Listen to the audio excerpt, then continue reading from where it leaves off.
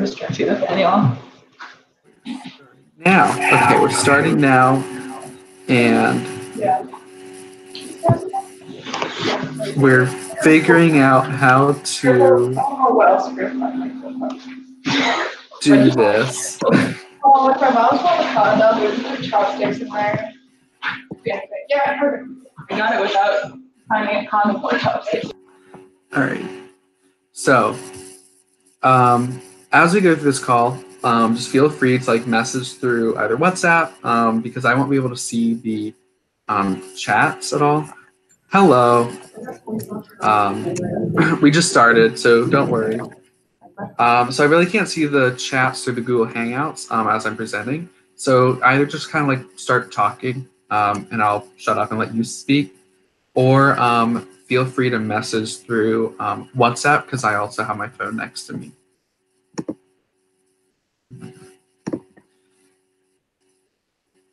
Now I'm also trying to find out, how do I record this?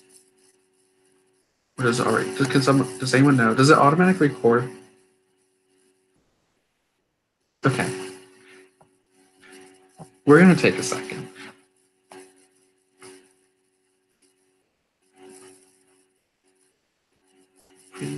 Yeah, cue the Jeopardy music.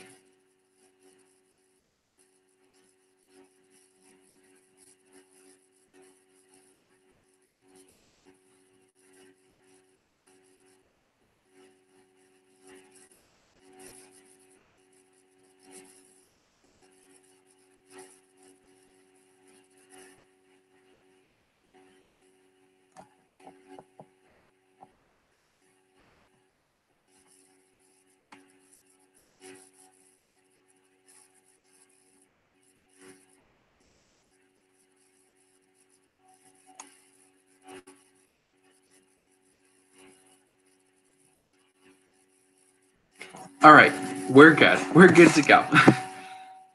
All right, so again, welcome everyone to the Finance Education Week call for February. So what we'll be doing is going over reporting, investments, and platforms a little bit. So I will start by sharing my screen.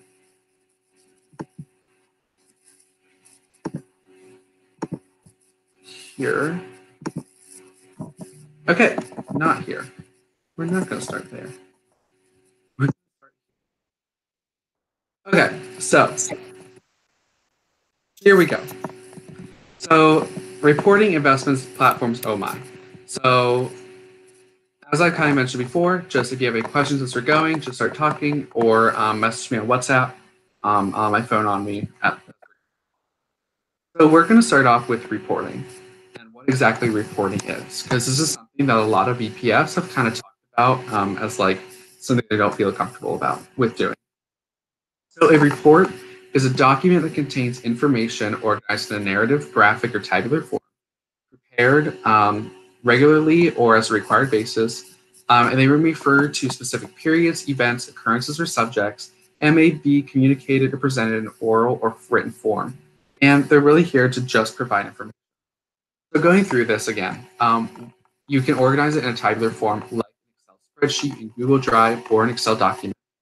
You prepare it regularly, like every month, for your monthly reviews, or as required. So if you have a different way that the LCP wants to do it, then that's when you do it. So also it refers to certain subjects like your LC reality or your LC as a whole. And it also helps, as you said, provide information. So informing about the current financial situation. So then as you look at a report, you should have certain parts that should always be there, especially reporting. So you first look and you have your revenues versus your expenses. You have your totals for each of your accounts from the year to date. You need to make sure you know what you should still be receiving and what you're still liable for, and any certain financial indicator. It's always good to look at your month's reserves, as well as anything that's in the organizational health indicators from the organizational development model. those are really like broad terms that kind of everyone can look at and understand.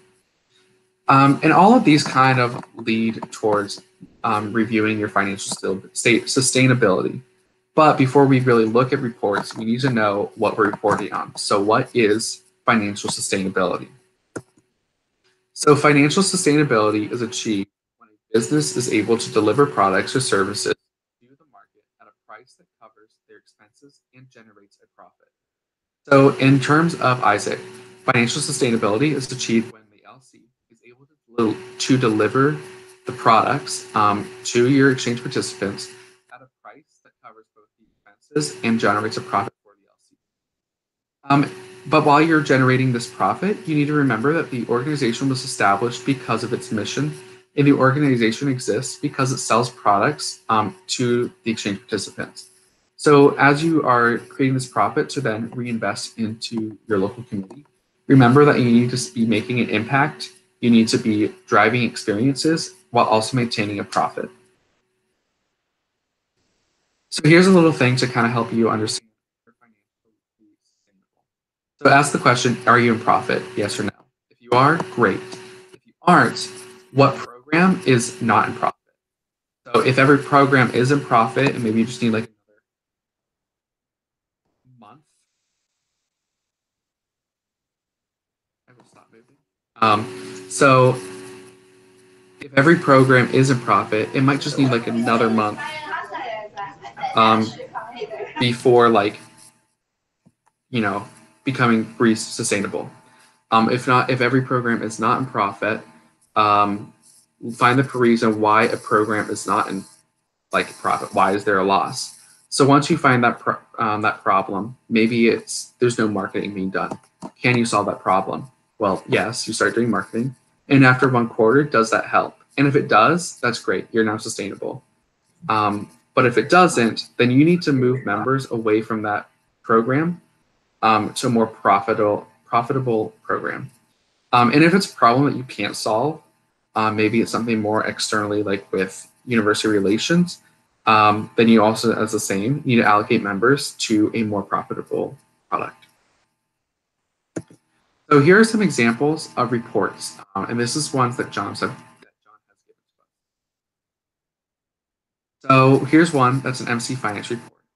As you can see, it has the year to date, as well as like the achieved versus planned and the percentage achieved. And most importantly here is that it has notes, because anytime you put in a report, you can have as many like cool and exciting graphics, but if you don't have notes that kind of help explain what's going on and what information to pull from this graphic, it doesn't help. So always make sure you have like a note or somewhere that it helps explain like the certain aspects of this graphic that are important to understand. Because if you throw just like these spreadsheets up onto monthly review slides, your EB will be like, oh, that looks cool, sounds good. Instead of saying, well, look, like we're not achieving our OGE and our OGT to what we actually want. And another one is just like writing out everything. So this is for like the cash balance. So think about this on like the what, how, and why. So like what's happening? Why is this happening? And how can we fix it? So by just kind of like stating all these specific facts can kind of help like explain what's going on without needing to go through like the trouble of creating like a huge graphic for maybe something that just needs like a little like 1 second discussion here. And then here's some other monthly reports that you can look at. So one is looking at like the total sales. So how much are you receiving from your outgoing exchanges versus your incoming exchanges? With notes. Again, notes are very important. And look at everything that people could want to look at. So what's the actuals versus maybe what happened last year? What's the difference? What's the decrease or the increase? What do you guys plan? And like, do you need to change your plan now? Another one is looking at other revenues on top of sales. So, are you getting stuff from members for membership dues? Are you getting conferences? Anything like that. As well, maybe like donations. And then looking at your expenses as well. What were you strategically funding? what's your maybe just your your conference expenses, or just your general expenses that you might have, administrative expenses. But a big one is to look at the total revenues versus the total expenses and find that profit for each of these, the actual, the last year, the difference, the plan, the different plan. And again, having notes to explain what these numbers actually mean and what's good and what's bad. And here's one way to show your accounts receivable. So you can see that it's broken up by product or where it's coming from, or where it should be coming from, as well as broken up by dates. So for you guys, always try to get your accounts receivables within 30 days, because that within those 30 days you can get a lot of accounts receivables. And here's just another way to look at accounts receivables. Again, these are just ways that you can show your information, but it's completely up to you. You can take certain aspects of this, or say well, I didn't like that part, but I love the way that's broken up by dates. I'll add that to my accounts receivable, or our accounts payable.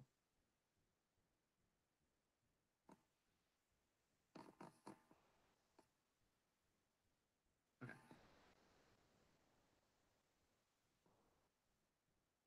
So are there any questions, or as I'm hearing the audio is cutting out, anything that I didn't, or you didn't hear covered?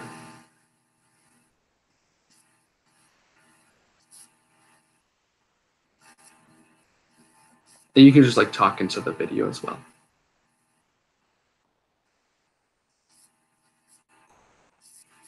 Okay, so yes, as this is being live streamed, it's also being recorded. So you'll always be able to go back and look at any previous reports that you might have liked, or anything else like that. And here's another one to look at more of a forecast. So what are maybe your goals? And maybe any changes in those as well. So right now, I'll kind of stop this before we go forward and look at you guys. Now, is there anything in particular that you still have questions on, or anything like that from the aspects of reporting?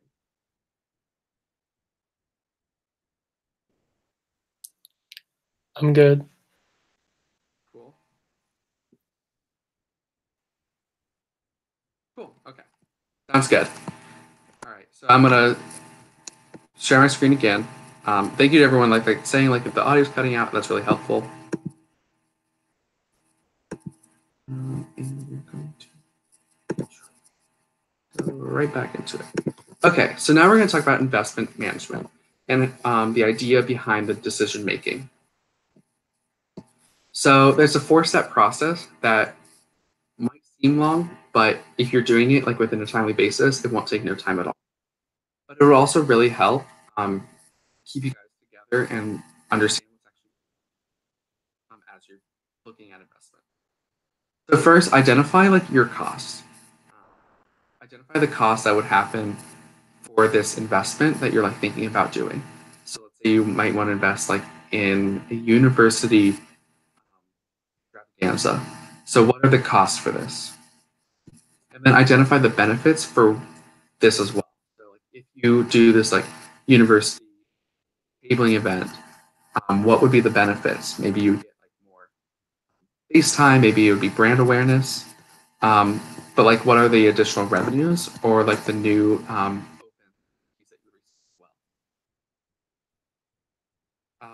then look at the savings. Where can you maybe cut costs, or find someone to maybe donate?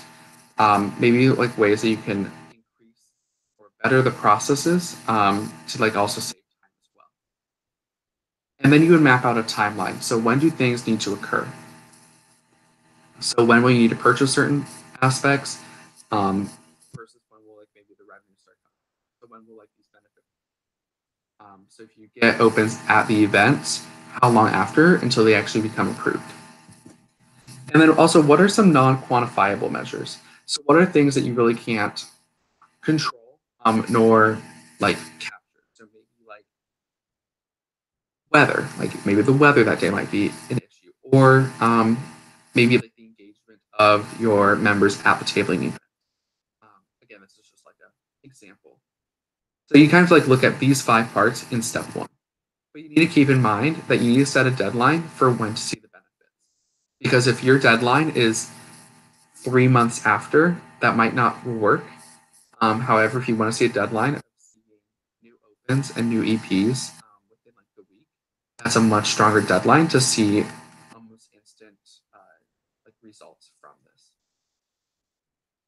Also, keep your benefits measurable.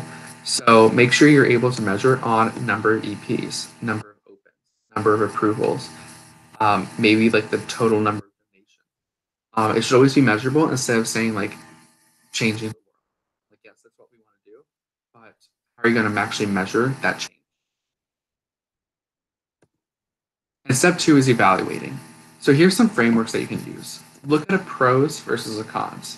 So this one's really good because you understand the consequences and the effects of the decision on the different stakeholders.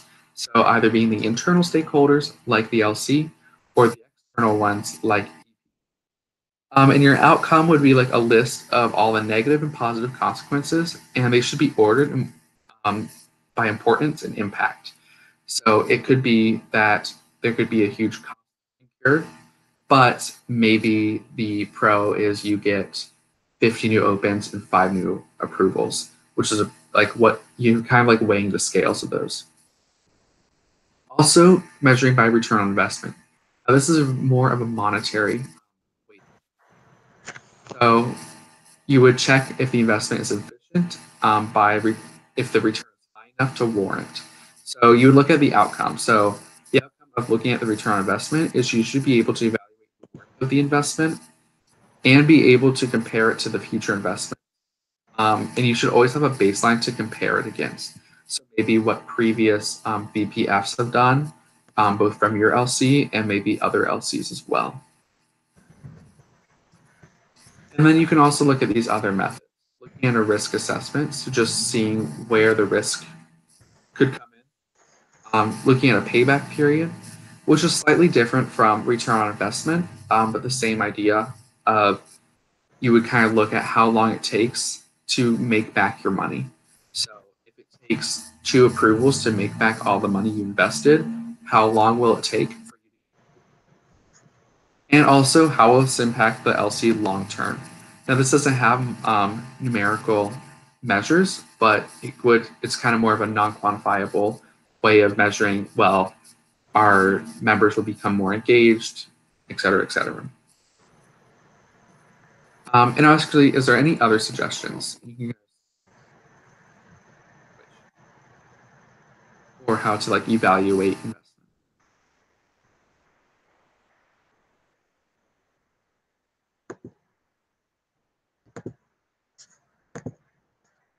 Okay, cool.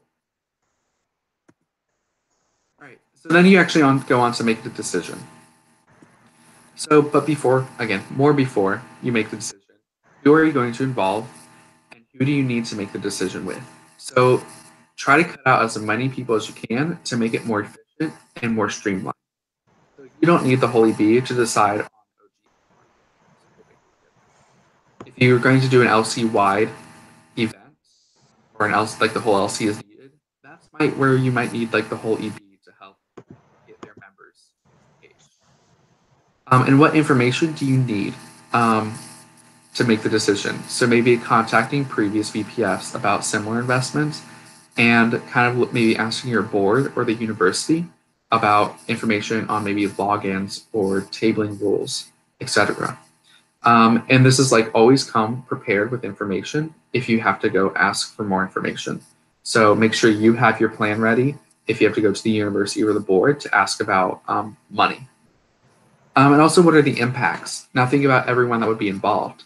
What are the impacts for the EB, for the LC, for the potential EPs, and maybe the university or the board as well.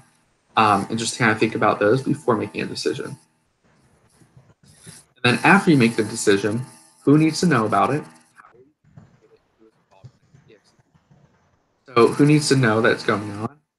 The LCP usually needs to know about most things going on in the LC. How we communicate it, usually updating them weekly, maybe even daily if they so desire. And who is involved in the execution. So who do you need? Think of this as like an aspect of the post. Who do you need to help you like actually carry this? And then following up.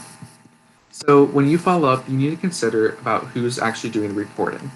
You might initially think that's you, but it's not always going to be the VPF. So if it's about a way to increase the number of opens, you should have that VP of operations reporting back to you about the number of opens, acceptances, and approvals that they've been receiving. How are we executing? So this is a good just kind of follow-up. If it's a long-term event, that maybe spans a month, following up every week with your VP of operations or whatever VP it's working with and saying, how are we doing and where can we fix things?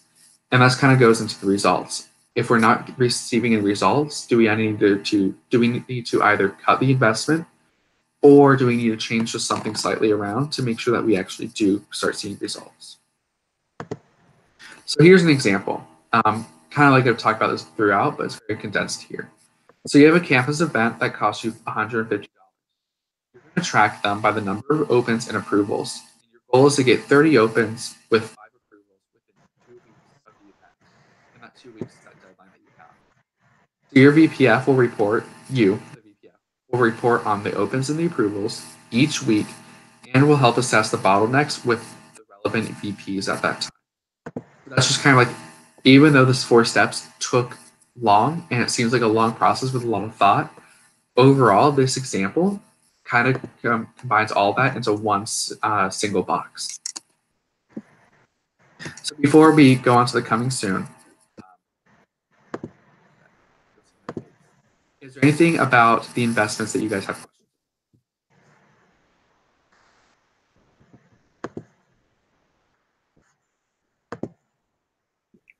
You're doing good. Okay, cool. All right, so now I will throw it back to the screen. And so coming soon, something that a lot of you guys have reached out to us about is about our 2 platforms. So something John is going to be working on the weekend and Monday is creating a video that really helps explain what Intact is and how to utilize it to help you guys understand your own finances, and doing the same with Wave. How can you utilize Wave to give you automatically like reports or viewing like your finances maybe in a different way that actually helps you. So any overall questions about reporting, the platforms, or the investments? Stop sharing so you can look at it.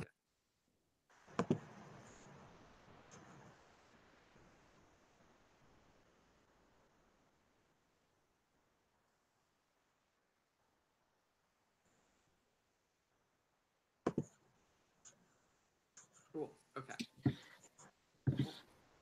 Okay. So if you guys do have any questions, maybe after the call, feel free to reach out to me or your NST coach, and we'll be sure to like get back with you on it. And also make sure to keep an eye out around Monday or Tuesday for the videos that John is going to be putting together for Wave and Intact. And on that note, that's the end of the EduWeek call. So thank you all for attending. I apologize for the audio. I hope that didn't really affect too much. But if you have any like final questions, like just like ask me. But until then, like that's it. Awesome. Thank you. Thank you. Thanks. Yeah. Yeah.